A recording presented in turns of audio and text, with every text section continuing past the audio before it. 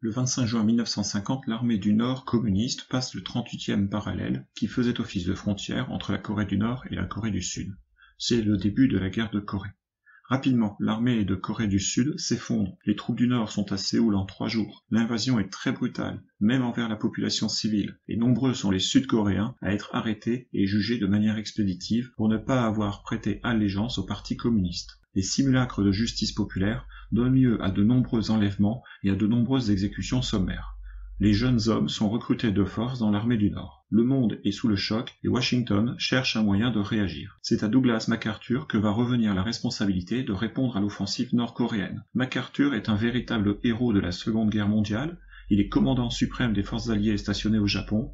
Il est auréolé de ses victoires dans le Pacifique. Il pense pouvoir facilement stopper l'offensive des Nord-Coréens, mais avec la fin de la Seconde Guerre mondiale, le budget de la défense américaine a été réduit considérablement. En Corée, les États-Unis n'ont plus que quelques conseillers militaires sous-équipés. Depuis qu'ils possèdent l'arme nucléaire, les Américains sont convaincus qu'une armée traditionnelle n'est plus aussi nécessaire que par le passé. Entre 1945 et 1949, les effectifs militaires américains ont énormément diminué. Il faut donc monter une force d'intervention presque en catastrophe. On envoie au Japon, puis en Corée, des hommes à peine entraînés.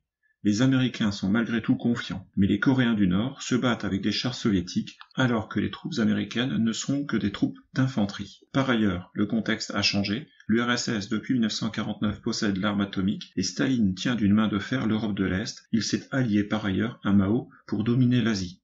Truman, lui, est critiqué aux États-Unis pour avoir laissé la Chine aux communistes. Il faut rappeler qu'on est à l'époque en pleine chasse aux communistes aux États-Unis sous l'influence du sénateur McCarthy. L'offensive des Nord-Coréens offre donc à Truman l'occasion de réagir face à l'expansion communiste, en même temps qu'elle met en jeu la réputation de Truman lui-même et la crédibilité des États-Unis dans la guerre froide. C'est par l'ONU que cette intervention américaine se met en place. Truman doit en effet ménager l'opinion publique américaine. Le vote des Nations Unies lui évite d'avoir à endosser seul la responsabilité d'une intervention militaire. Le contexte d'ailleurs lui est favorable puisque l'URSS ne siège plus au Conseil de sécurité car elle réclame que le siège de la Chine revienne à la Chine communiste et non à Taïwan. Un corps expéditionnaire sous la bannière de l'ONU intervient donc en Corée. Les USA fournissent 88% des hommes de ce corps expéditionnaire. C'est la première fois qu'un président américain engage des troupes sans l'accord du Congrès, parlant à cette époque d'une intervention policière en Corée et non pas d'une guerre. Pourtant, l'avancée des troupes du Nord se poursuit. Rapidement, les troupes de l'ONU et du Sud